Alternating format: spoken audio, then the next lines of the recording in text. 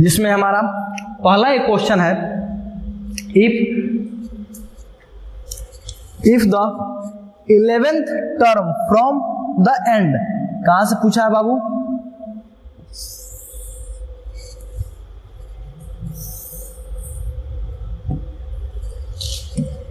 तो क्वेश्चन जो हमारा है वो क्या है? If the 11th term from the end, कहां से पूछा है क्वेश्चन आपका?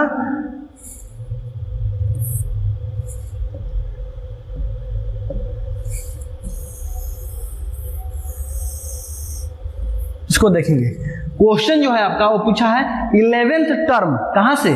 फ्रॉम द एंड से। मतलब एक एपी दिया गया है, उस एपी के जो एंड से है कौन सा टर्म की बात किया है? 11th टर्म की बात किया है। ठीक है, तो यहाँ पे हम इसको सॉल्व करने का तरीका देखते हैं। ठीक है, मैं दो तरीके को यहाँ पे डिस्कस करूंगा, जो भी आपको अच्छा लगे उस तरीके के साथ स्टिक करेंगे। ठीक है, चलिए देखते हैं। यहाँ पे एपी का एक सीरीज दिया गया है। क्या क्या दिया गया है? 10, 7, 4 डॉट डॉट डॉट डॉट -62। अब सबसे पहले इस सीरीज को देख के हम समझ क्या रहे हैं कि ये जो मेरा ये है 10 है, ये मेरा फर्स्ट टर्म है, जिसको मैं किससे रिप्रेजेंट करूंगा? ए से। 7 क्या है? मेरा सेकेंड टर्म है। क्या है? सेकेंड टर्म है। और 4 क्या है? मेरा थर्ड टर्म है।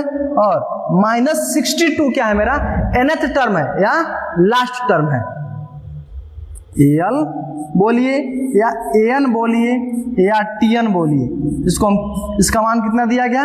-62। ठीक है, अब देखते हैं। अब मैं आपको बताया हूं कि कॉमन डिफरेंस जब भी निकालते हैं, कॉमन डिफरेंस एपी के केस में जब भी निकालते हैं तो नेक्स्ट टर्म में से प्रीवियस टर्म को माइनस करते हैं। तो यहां देखिए, कॉमन डिफरेंस को रिप्रेजेंट किससे करते हैं? तो डी से करते हैं।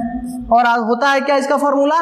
Next term minus previous term. तो नेक्स्ट टर्म आपका क्या है? 7 और प्रीवियस टर्म आपका क्या है? 10। मतलब 7 - 10। 7 में से 10 को जब आप सब्ट्रैक्ट करेंगे तो कॉमन डिफरेंस की वैल्यू कितनी आएगी? -3।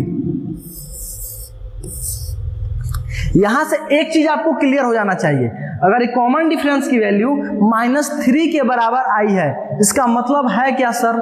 तो मैं आपको बताता हूं, जब भी किसी भी एपी का कॉमन डिफरेंस माइनस में आए, किसमें आए? कॉमन डिफरेंस किसमें आए? माइनस में। इसका मतलब वह डिक्रीजिंग एपी है। वह कैसा एपी है? डिक्रीजिंग एपी है।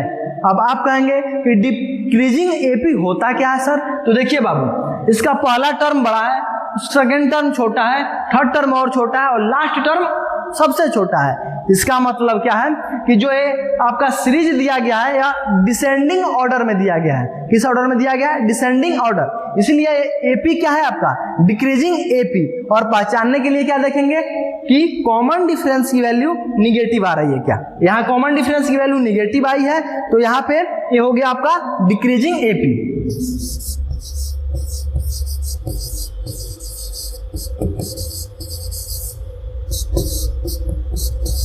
डिक्रीजिंग एपी है। ठीक है, क्वेश्चन आपसे बोला है कि 11th टर्म बताइए कहां से? एंड से। तो सबसे पहली बात कि हम यह जानेंगे कि टोटल नंबर ऑफ टर्म इसमें है कितने। तो बताइए, मैं आपको एक फॉर्मूला बताया हूं। क्या बताएं सर? तो L = A + n-1 × D। Ji sir, आप तो ये फॉर्मूला बताए हैं। यहाँ L क्या है? साफ साफ N। L क्या है? Last term. A क्या है? First term. N क्या है? Total number of term. और D क्या है? Common difference. चलिए देखते हैं।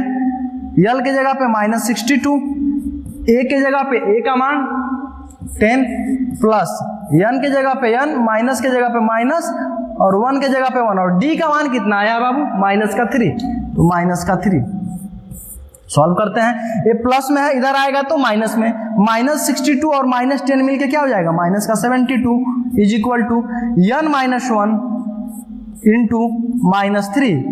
अब देखिएगा, यहाँ दोनों तरफ, यहाँ भी -3 है मतलब मल्टीप्लाई में है और यहाँ पे माइनस का 72 है।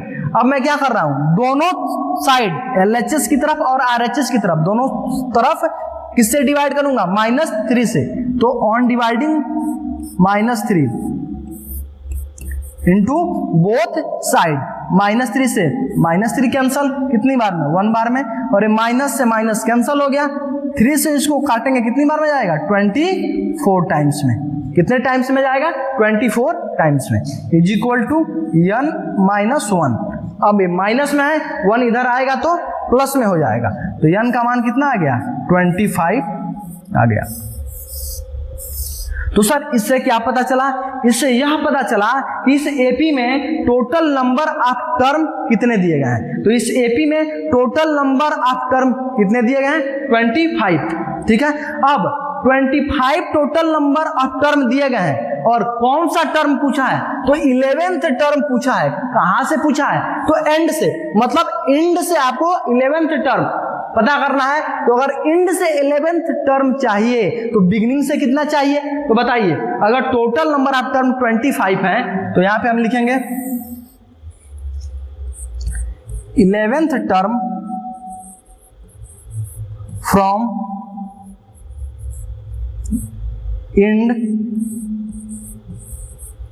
इज इक्वल टू कौन सा टर्म फ्रॉम बिगिनिंग, तो टोटल नंबर ऑफ टर्म क्या है, 25। तो फॉर्मूला होता है बाबू n माइनस कौन सा टर्म आपसे बोला है एंड से निकालने के लिए, 11।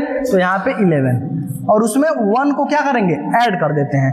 ठीक है, तो यह एक फॉर्मूले की तरह आप इसको देख लीजिए, लेकिन जब आप समझेंगे तो एक कॉन्सेप्ट बन जाएगा। तो यहाँ देखिए n की वैल्यू कितनी आई है, 25। ये टर्म कहां से आएगा बाबू, ये टर्म कहां से आएगा, बिगिनिंग से। कहां से आएगा, टर्म बिगिनिंग से आएगा।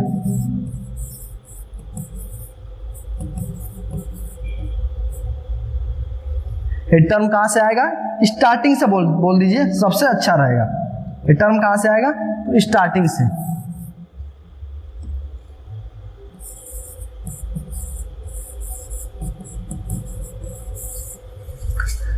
तो ये टर्म कहां से आएगा, स्टार्टिंग से। ठीक है, तो अब यहां पे रखते हैं वैल्यू, n के जगह पे 25 माइनस 11 प्लस 1।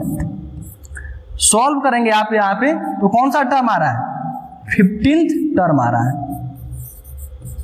मतलब अगर आपको 11th टर्म एंड से चाहिए तो बिगिनिंग से मतलब स्टार्टिंग से कौन सा टर्म की बात करेंगे बाबू, तो स्टार्टिंग से किस टर्म की बात करेंगे, तो स्टार्टिंग से 15 टर्म की बात करेंगे।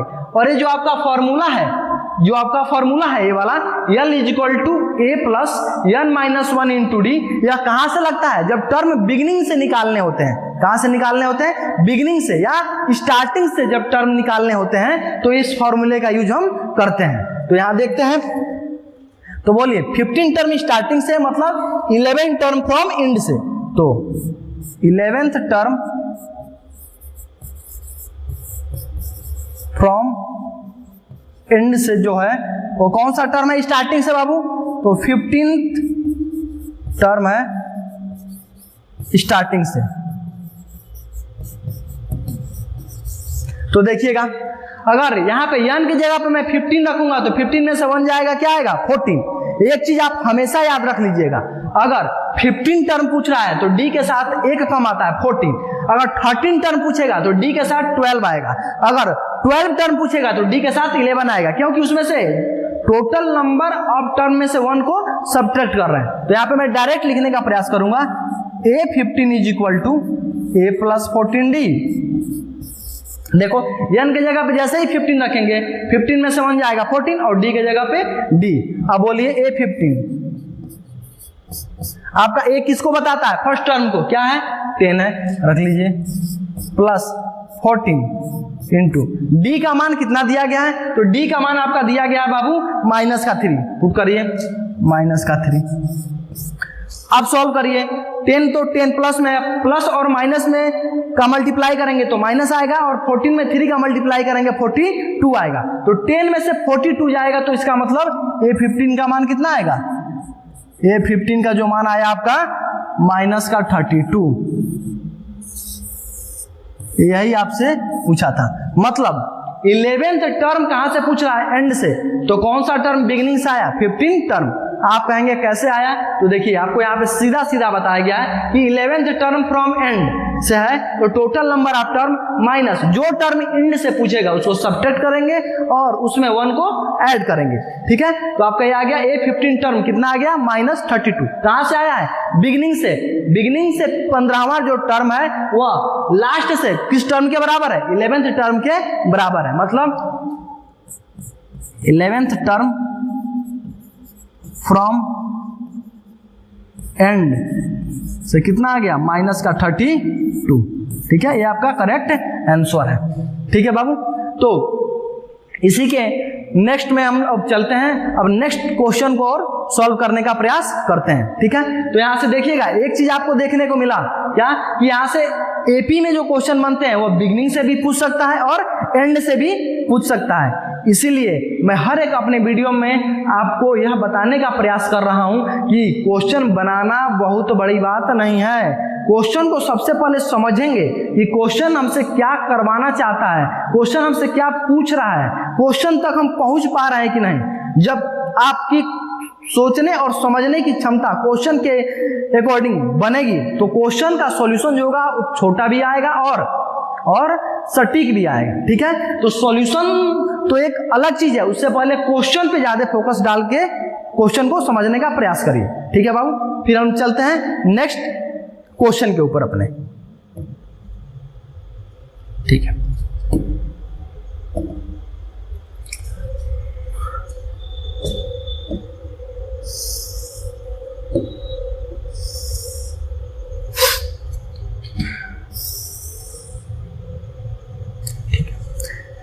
ये जो हमारा क्वेश्चन है यह 2014 में आया हुआ क्वेश्चन है, देख सकते हैं आप लोग। ठीक है, क्वेश्चन आपसे पूछा क्या है? If k, 2k -1 and 2k + 1 are 3 consecutive term of an AP. क्या है बाबू? क्वेश्चन पे ज्यादा फोकस। 3 कंजिक्यूटिव टर्म है। अब यहाँ पे एक वर्ड आएगा कंजिक्यूटिव का मतलब क्या होता है सर? तो कंजिक्यूटिव का मतलब बाबू लगातार होता है। क्या होता है? लगातार। जो भी टर्म आ रहे हैं एपी के वह लगातार हैं। जैसे मैं कहूं एग्जाम्पल के अनुसार आपको समझाना है तो कैसे मैं बोलूंगा आपको? जैसे मान लीजिए 1 2 3 ये कंजिक्यूटिव टर्म है, 3 कंजिक्यूटिव टर्म है किसके? नेचुरल नंबर के। किसके? नेचुरल नंबर के। वैसे ही आपका क्वेश्चन दिया गया कि 2k -1 एंड 2k + 1 क्या है? 3 कंजिक्यूटिव टर्म है। इसका मतलब क्या हुआ सर? तो इसका मतलब हुआ बाबू कि जो आपका A1 है मतलब फर्स्ट टर्म है उसका मान क्या है? A2 जो है उसका मान 2k -1 है और A3 जो है उसका मान आपका 2k + 1 है। पहला A1 क्या है? k है। A2 क्या है? 2k -1 है और A3 क्या है? 2k + 1। अब इससे क्या निकलेगा सर? तो मैं आपसे क्वेश्चन में क्या पूछा है? आपसे वैल्यू ऑफ के पूछा है। तो मैं आपको एक चीज बताया हूं कि अगर कोई भी प्रोग्रेशन दिया गया हो, अगर अर्थमेटिक प्रोग्रेशन की बात करें स्पेशली, तो अगर वह एपी में है इसका मतलब उसके जो कॉमन डिफरेंसेस आएंगे वह सेम आएगा। और कॉमन डिफरेंस मैं आपको बताया हूं कि नेक्स्ट टर्म में से प्रीवियस टर्म को माइनस करेंगे। सेम कंसेप्ट यहां पे लगाएंगे। मतलब यह क्वेश्चन किसके ऊपर बेस्ड है? टोटल और टोटल कॉमन डिफरेंस के ऊपर बेस्ड है। तो आप पाएंगे बाबू कि अगर एपी में पहला टर्म और कॉमन डिफरेंस इतनी जरूरी चीज है कि आप उसकी बात पूछिए ही मत। मतलब एपी का अगर पहला टर्म और कॉमन डिफरेंस दिया गया है तो आप एपी का कोई भी टर्म निकाल सकते हैं। तो यहाँ पे सबसे जरूरी चीज है कि ये क्वेश्चन आपसे पूछा किसके बारे में है? तो कॉमन डिफरेंस जानना चाहता है आपसे। ठीक है, तो चलते हैं यहाँ पे। मैं बताया हूं कॉमन डिफरेंस क्या होता है? Next term minus previous term. मतलब A2 - A1 is equal to next term minus previous term. Next term मेरा क्या है? A3 है और प्रीवियस टर्म क्या है? A2 है। तो A3 - A2 मतलब अगले टर्म में से पिछले टर्म को माइनस करिए, अगले टर्म में से जस्ट पिछले टर्म को माइनस करिए। अगर वह एपी में है तो दोनों कॉमन डिफरेंस क्या आएंगे? सेम आएंगे। एपी में बोला है इसका मतलब कॉमन डिफरेंस सेम आएगा ही। तो चलिए चलते हैं, वैल्यू रखते हैं। A2 का मान क्या है? 2k माइनस 1 माइनस, जब भी माइनस आए अगली वाली चीजों को ब्रैकेट में लिखते हैं, k is equal to a3 2k plus 1 minus a2 का मान कितना है 2k माइनस 1। अब इसको सॉल्व करते हैं, 2k minus 1 minus k is equal to 2k plus 1 minus में प्लस का गुणा करेंगे, माइनस में प्लस का गुणा करेंगे,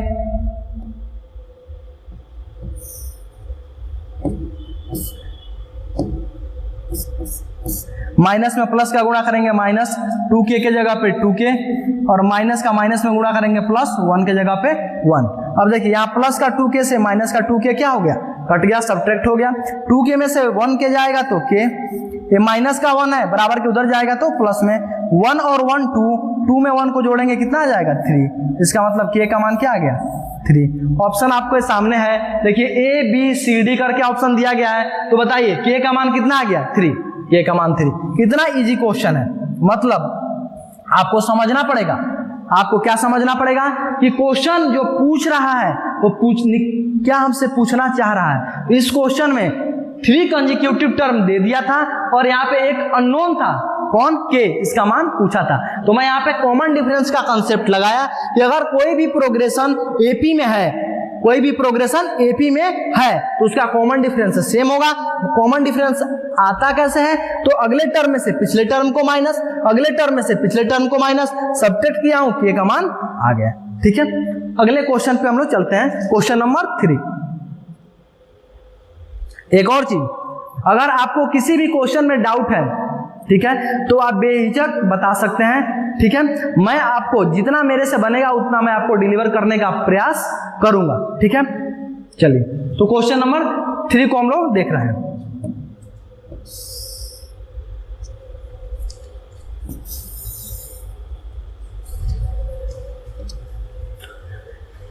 यहां भी देखते हैं क्या बोला है, the first 3 term of an AP, मतलब फर्स्ट 3 टर्म की बात किया है। किसकी बात किया है बाबू, फर्स्ट 3 टर्म की बात किया है।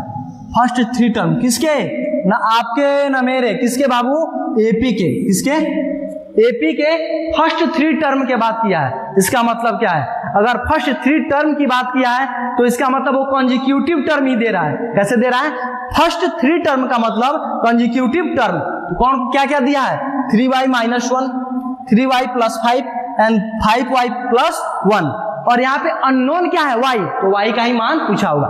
मतलब एक क्वेश्चन जो है वो सेम प्रीवियस क्वेश्चन की तरह ही है। तो इसको भी हम लोग देखेंगे, कितना आसान क्वेश्चन पूछा है, भी 2014 में ही पूछा हुआ हमारा क्वेश्चन है। तो चलिए देखते हैं इसको।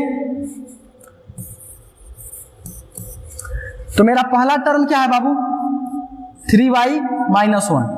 अब कई बच्चे ऐसे समझ कर रहे होंगे कि सर आप फर्स्ट टर्म बोल रहे हैं, कहीं a लिख रहे हैं, कहीं a1 लिख रहे हैं। बाबू a1 या a दोनों का मतलब सेम ही होता है। आप यहाँ a भी लिख देंगे तो कोई दिक्कत नहीं है, लेकिन इसके बाद से चीजें बदलेंगे। अब सेकेंड टर्म क्या है आपका, a2 क्या है, 3y प्लस का 5। थर्ड टर्म क्या है, तो a3 आपका क्या है, 5y प्लस का 1।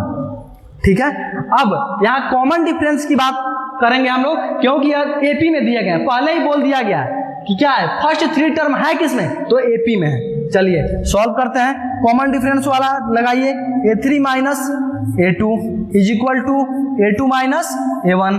a3 का मान कितना है, 5y प्लस 1 माइनस a2 का मान कितना है, माइनस आया तो ब्रैकेट में लिखेंगे 3y plus 5 is equal to a2 का मान क्या है, a2 का मान क्या है मेरा, a2 का मान है 3y प्लस 5 माइनस a1 का मान क्या है मेरा, 3y माइनस का 1। ठीक है, तो यहाँ कॉमन डिफरेंस की बात किए हैं क्या, a3 माइनस a2 मतलब next term minus previous term is equal to next term minus previous term. यह भी कॉमन डिफरेंस, यह भी कॉमन डिफरेंस। जब दोनों कॉमन डिफरेंस है तो दोनों आपस में क्या होगा, बराबर, दोनों बराबर हो गया। अब सॉल्व कर देते हैं, 5y प्लस 1 माइनस में प्लस का गुणा करेंगे माइनस का 3y, माइनस में प्लस का गुणा करेंगे माइनस का 5 is equal to 3y plus 5, minus का प्लस में गुणा करेंगे माइनस का 3y, माइनस का माइनस में करेंगे प्लस का 1। अब यहाँ देखेंगे प्लस के 3y से माइनस का 3y कैंसल आउट हो गया। अब यहाँ 5y में से 3y जाएगा तो 2y, प्लस का 1 और माइनस का 5 मिलके माइनस का 4 इज इक्वल टू 5 में 1 को जोड़ेंगे क्या आएगा 6 आएगा। अब यहाँ पे माइनस का 4 दिया गया, इसको बराबर के दूसरे साइड में भेजेंगे तो क्या हो जाएगा प्लस में हो जाएगा। देखते हैं 2y is equal to 6 plus 4, तो 2y इज इक्वल टू 10, तो 2 से दोनों तरफ डिवाइड करेंगे तो कर दिए। 2 से 2 कितनी बार में जाएगा 1 बार में, 2 से 10 कितनी बार में जाएगा 5 बार में। ओरिजिनल प्रोसेस यही है कि जो भी चीज करेंगे आप दोनों साइड में करेंगे। आप क्या करते हैं यहाँ क्रॉस मल्टीप्लाई करके 2 को नीचे लाते हैं, यह ओरिजिनल तरीका नहीं है। ओरिजिनल तरीका है कि जिस नंबर से आप LHS में डिवाइड कर रहे हैं उसी नंबर से RHS में भी आपको करना है। तो देखिए 2 से मैं LHS में भी डिवाइड किया हूं तो 2 से RHS में भी डिवाइड किया हूं, तो इसका मतलब on dividing LHS and RHS किससे भाई, तो 2 से कर दिया। अब यहां से बताइए y का मान, y इज इक्वल टू क्या बचा 5, y का मान कितना आ गया 5। तो यहां पे मैं क्या बताया हूं कि यह भी फर्स्ट 3 टर्म AP के थे, तो फर्स्ट 3 टर्म AP का मतलब कॉन्जिक्यूटिव टर्म थे, ठीक है। y का मान 5 आ गया। ऑप्शन नंबर देखिए कौन सा सही है, तो ऑप्शन नंबर आपका कौन सा सही है बाबू, तो ऑप्शन नंबर सी आपका करेक्ट आंसर है। Option number C is the correct answer of this question, okay. तो आप सबसे जरूरी चीज क्वेश्चन को समझिए, जैसे ही समझेंगे क्वेश्चन ऑटोमेटिक बनने लगेगा। तो आप 2 क्वेश्चन में देखें कि 2 क्वेश्चन में दोनों कॉमन डिफरेंस के ऊपर बेस था। आगे चलते हैं नेक्स्ट क्वेश्चन पे। एक क्वेश्चन नंबर मेरा 4 है, इसमें बोला क्या है आपसे,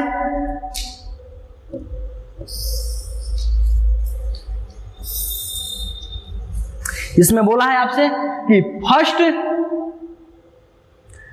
if the first term of an AP is P, पहला टर्म AP का क्या है P है, and common difference is Q, common difference क्या है, कॉमन डिफरेंस क्या है Q है। तो आपसे कौन सा टर्म बोला है, 10th टर्म आपसे पूछा है, कौन सा टर्म बोला है निकालने के लिए, 10th टर्म बोला है निकालने के लिए, 10th टर्म बोला है आपसे निकालने के लिए। तो ध्यान से देखिएगा, मैं आपको बताया कि जब nth टर्म पूछता है तो फॉर्मूला क्या है, an is equal to a plus n minus 1 into d. अब एक मेरे को चीज बताइए, इसमें क्या क्या आपको पहले से ही गिवन है, तो फर्स्ट टर्म गिवन है सर, उसका मान p है, और कॉमन डिफरेंस गिवन है सर, उसका मान q है। अब बताइए कौन सा टर्म पूछ रहा है, 10th टर्म। कितना आसान क्वेश्चन है, n के जगह पे क्या रखिए 10, क्या एंड से पूछा है ना। जब कुछ नहीं बोलता है तो हम बिगिनिंग से समझते हैं, किससे, स्टार्टिंग से या बिगिनिंग से रखते हैं। n के जगह पे 10, a10 is equal to a के जगह पे p प्लस n के जगह पे 10 माइनस 1 और q के जगह पे आपका d के जगह पे q, क्योंकि कॉमन डिफरेंस d दिया है। सॉल्व करिए, a10 is equal to p, 10 में से 1 को सब्ट्रैक्ट करेंगे 9 और 9 में q का गुणा करेंगे क्या आएगा 9q। तो जो आपका 10th टर्म है AP का, कौन सा टर्म है 10th टर्म इस AP का है, वो क्या है p प्लस 9q। बहुत ही इजीएस्ट क्वेश्चन है, 2020 में आया हुआ है क्वेश्चन है। A10 is equal to p plus 9q, तो ऑप्शन नंबर सी आपका करेक्ट आंसर है, p plus 9q, p plus 9q। आप कह रहे होंगे सर अधिकतम क्वेश्चन में तो ऑप्शन सी ही आ रहा है, तो क्या हम तुक्का मार सकते हैं, ना भैया ना। देखिए अगर आपको किसी भी सेक्टर में सर आगे जाना है तो आपको मेहनत करना है, लेकिन स्मार्ट मेहनत करना है। कैसा, मेहनत तो करना ही पड़ेगा, बिना मेहनत के कोई शॉर्टकट नहीं होता है। किसी भी सेक्टर में आपको अच्छे हाइट तक जाने के लिए, अच्छे स्तर तक पहुंचने के लिए, ठीक है, तो मेहनत करिए और अपना पूरा समर्पण, यदि आप स्टूडेंट हैं तो एजुकेशन के प्रति दीजिए, क्योंकि एजुकेशन ही आपका वह ताकत है जिससे आप दहाड़ेंगे और लोग सुनेंगे। ठीक है, देखिए समाज है, इस समाज में अनेक तरह की चीजें हैं, लेकिन जब तक आप स्टूडेंट हैं तब तक आपका प्राइमरी और मोस्ट प्राइमरी जो होना चाहिए आपका एजुकेशन पहले हो, तो उसके बाद से और चीजें आप अपने अनुसार से चलाइए। ठीक है, चलिए तो यहाँ पे आ गया ऑप्शन नंबर सी। अब इस सीरीज का जो हमारा अर्थमेटिक प्रोग्रेशन का जो क्वेश्चन चल रहा है उसके लास्ट क्वेश्चन की हम बात करते हैं, क्वेश्चन नंबर 5।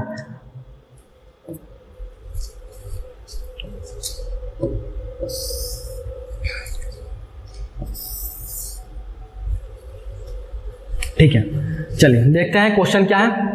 क्वेश्चन है the value of x for which 2x, x plus 10 and 3x plus 2 are 3 consecutive term of an AP। इसका मतलब देखिए लगभग मोस्ट क्वेश्चन में एक वर्ड आ रहा है जिससे आप फेमिलियर हो जाएंगे, कॉन्जिक्यूटिव, और इसका मतलब होगा लगातार। यह भी देखिए क्वेश्चन आया हुआ है, कब आया हुआ है सर? तो 2020 में ही आया हुआ है। तो बताइए 3 वैल्यू दी गई है और एपी की, और तीनों के तीनों कंजिक्यूटिव है। तीनों की तीनों कैसी हैं? कंजिक्यूटिव हैं। तो आपसे किसका मान बोला है निकालने के लिए? एक्स का। बताइए कितना आसान क्वेश्चन है। अभी मैं आपको समय दे दूं तो आसानी से आप बना लेंगे। ठीक है, चलिए मैं इसको सॉल्व करता हूं फिर आप समझेंगे। यहां पे पहला टर्म क्या दिया गया है? 2x। दूसरा टर्म क्या दिया गया है? x plus 10। और तीसरा टर्म क्या दिया गया है आपका? 3x plus 2।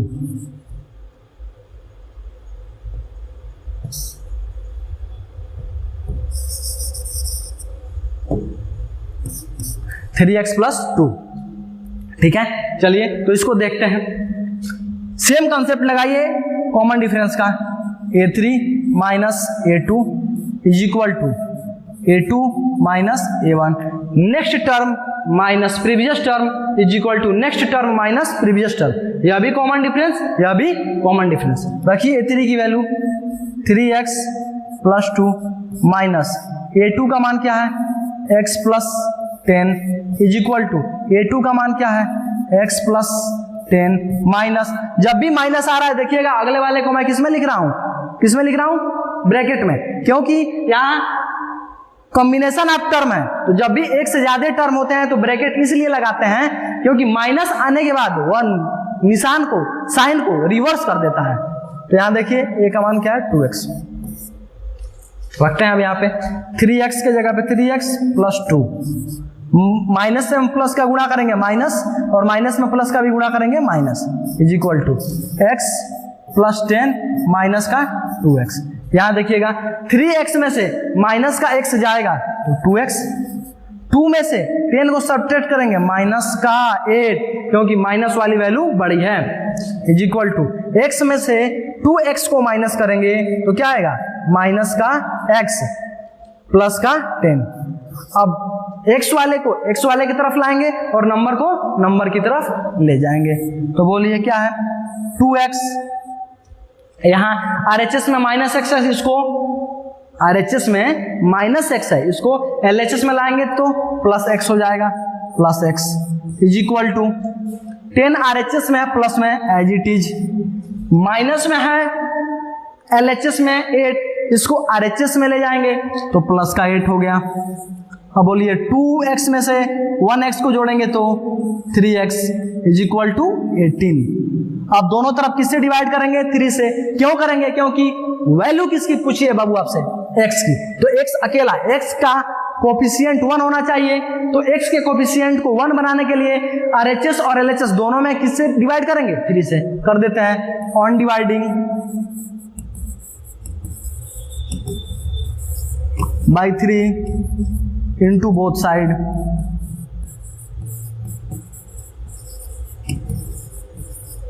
करिए 3x by 3 is equal to 18 by 3। 3 से 3 1 बार में और 3 से 18 6 बार में। मतलब यहाँ x का मान कितना आ गया? 6 आ गया। x का मान क्या आ गया? 6 आ गया। तो x का मान 6, इसमें भी ऑप्शन नंबर देखिए इसमें ऑप्शन नंबर क्या मिला आपको, सी ही ऑप्शन मिल गया, मतलब option number C is the correct answer and the answer is 6।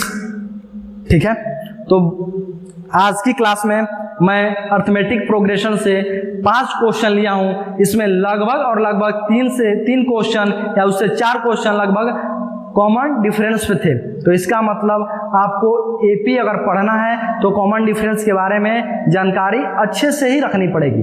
ठीक है, और जो भी मैं क्वेश्चन आपको करा रहा हूं बाबू,